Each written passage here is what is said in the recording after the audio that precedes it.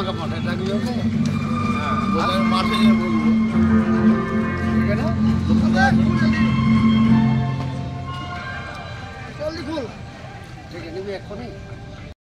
খ্যাতনামা ব্যক্তিত্ব মাননীয় সুমিত গাঙ্গুলী মহাশয়, ওনাকে আমরা অভিনন্দন জানাবেন। কেননা ওনাকে আমরা টিভি খুললে টিভিতে সবসময় দেখি যে উনি একজন জনপ্রিয় অভিনেতা, দেওয়াটুয়ের প্রধান, বাহাদুরপুরের প্রধান বেলারুদ্দিন এবং যে সমস্ত পঞ্চায়েত সমিতির ফারাক্কা চ্যালেঞ্জ কাপ 2025 আজ শুভ উদ্বোধন হচ্ছে। ক্ষমা চেয়ে নিচ্ছি, মানে ভয়ঙ্কর ব্যস্ততার মধ্যে আমি এখানে এসেছি। আমাকে এখান থেকে গিয়ে আবার একটা ভয়ঙ্কর ব্যস্ততা একটা সময়ের মধ্যে পৌঁছতে হবে। আমি প্রথমেই মাইক নিলাম, কারণ অন্যান্য বক্তারা পরে বলবেন। আমি অনুষ্ঠানটা শুরু করে দিয়ে আমি যাব। তো প্রথমেই ধন্যবাদ জানাই, অসংখ্য ধন্যবাদ মইনুল সাহেবকে, যে এরকম একটা অনুষ্ঠানে আমার মতো একজন শিল্পীকে নিয়ে এসছেন। ওনার ইচ্ছে করলেই এখানে দেব জিৎ প্রসেনজিৎ থেকে শুরু করে যাকে খুশি আনতে পারতেন। সায়ন্তিকা এসেছিলেন এর আগের বার। তো ইচ্ছে করলে আমার মতো একজন ক্ষুদ্র শিল্পীকে নিয়ে এসছেন, আমি তার কাছে আভারী।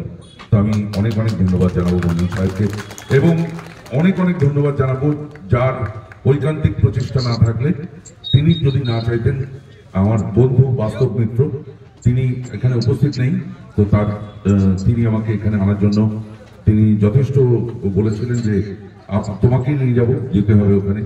এবং আমাদের সৃষ্টি ইভেন্টের সুমন জয়, তাদেরও ধন্যবাদ জানাবো।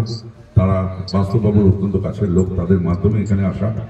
ধন্যবাদ জানাবো আমাদের ফারাক্কা থানার আইসি নীলোৎপল স্যারকে, তার সঙ্গে এখানে আলাপ হলো, ভালো লাগলো। আগামী দিনে আমার সত্যি কথা বলতে প্রায় 4 থেকে 5 হাজার পুলিশ বন্ধু, আমার 20-25 জন ফিল্মের অভিনেতা বন্ধু নেই, কিন্তু আমার পুলিশ বন্ধু আছে প্রায় 4 থেকে 5 হাজার, বিশ্বাস করুন আর না করুন।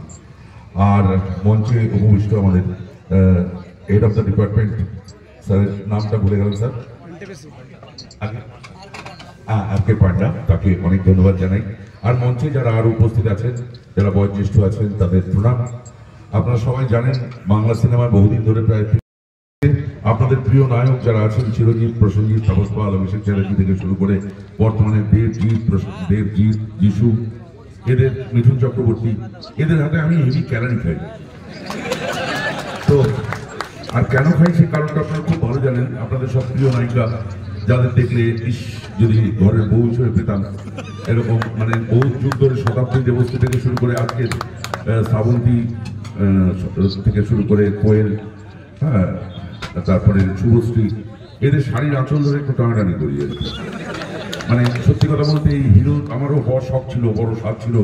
প্রসেনজিৎ চ্যাটার্জির মতো, রচনা ব্যানার্জির কোমরটা একটু জড়িয়ে ধরি, গাছের ডাল ধরে ঝুলে ঝুলে একটু গান গাই, নরম মিষ্টি গালে আমার এই দেড়ো গালটা একটু ঠেকায়। কিন্তু যখন হিরোইনগুলোর কাছে গেছি তখন এই সংস্থায় বলেছে মারবো জুতোর বাড়ি। তো সেই জন্য জোর করে আমি ঘরের ভিতর ধরে নিয়ে গেছি। মানে অন্ধকার রাত্রিরে একা খবর পেয়েছি যে একা যাবে, হিরোইন তুলেছি, ঢুকিয়েছি, মারতে যায় না, নিয়ে অনেক দূর চলে গেছি, কেউ খবর পাবে না। ধরে হিরোইনকে সবে বলেছি এইবার কোথায় যাবে সুন্দরী, সে আমাকে বলছে আপনি আমার দাদার মতো। আমি বললাম দাদা আমার ডাক নাম। ঠিক তারপরেই ধরেছি কি ধরেনি, প্রত্যেকে যে হিরোরা বাইক দিয়ে দরজা ভেঙে ঢোকে আর উদুম খেলাতে শুরু করে। তো ন্যাচারালি আমি আজও মাথায় ঢোকে না যে ওদের খবরটা কোত্থেকে পায়। আর এখনকার যে দুটো হিরো, বিশেষ করে দেব আর জিৎ, এইটা তো আবার ইউটিউবে আপলোড হয়ে যাবে, দুটোই হারামজাদা। বিশ্বাস করুন একটাও মারতে দেয় না, মারামারি শুরু হলে প্রথম থেকে মারতে থাকে, মারতে মারতে রক্তাক্ত হয়ে আমি যতক্ষণ না হয়ে যাবো ততক্ষণ মারে। ডায়লগ বললেও তার অধিকার নেই। আমি যদি কোনো হিরোকে কোনো ডায়লগ করে দিই, যে কোনো ভারী ডায়লগ বললাম, তখন হিরো ও ডিরেক্টরকে ডাকবে, নিয়ে স্ক্রিপ্টটা ডিরেক্টরকে ডাকবে, যে লিখেছে তাকে ডাকবে, ডেকে এমন একটা ডায়লগ আমার ডায়লগের পরে সেট করবে যে আমার ডায়লগটাও খেলিয়ে শুরু করবে। উদাহরণ দিচ্ছি, দেখুন ডায়লগও বলা হবে। একটা সিনেমা, সুপারহিট সিনেমা, উনি নামও বলেছেন তার এক্ষুনি, সেই সিনেমাটা আমাদের দলের দুজনকে মেরে দেওয়া হয়েছে, আমার উপরে দায়িত্ব পড়েছে বদলা নেওয়ার। তো আমি অনেকগুলো মুষ্টান্না যেমন থাকে আমার সঙ্গে, ছুরি, চাকু, বোমা, পিস্তল নিয়ে মারতে মারতে এগোচ্ছে, মার মার মার।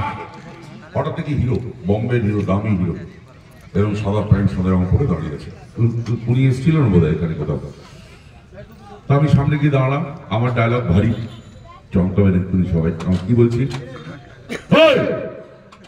চিনিস আমাকে রতন বসাক, ভূতের এখানে বসাক।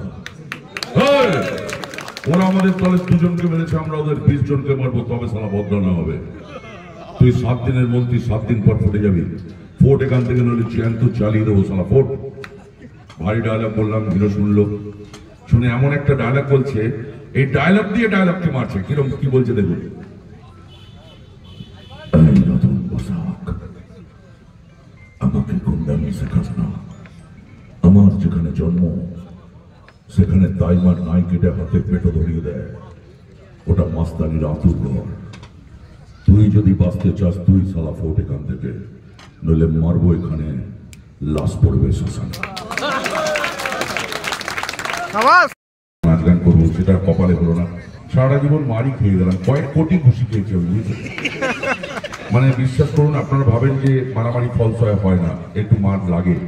আপনারা বিশ্বাস করবেন না, টেবিল ভাঙতে গিয়ে আমার এই বাঁ হাতটা পুরো খোলা, 2 হাঁটু খোলা।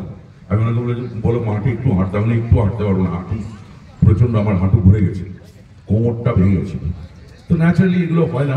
তো ডায়লগও বলার ছাদ ছিল, বড় ভারী ভারী ডায়লগ বলবো, কিন্তু হয় না। আমি হিরোদের ডায়লগ দাঁড় করেই বলি।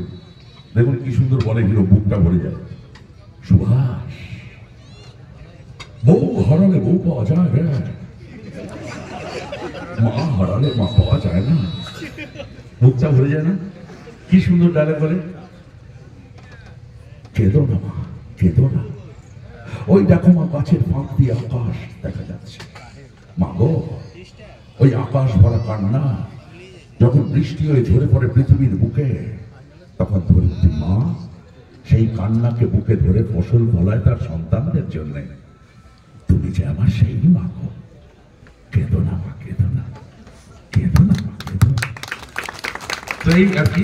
তো যদি কখনো আমি মইনুল সাহেবকে, মইনুল সাহেবের মতো মানুষদের পাশে থাকবেন, আইসি সাহেবকে বেশি খাটাবেন না।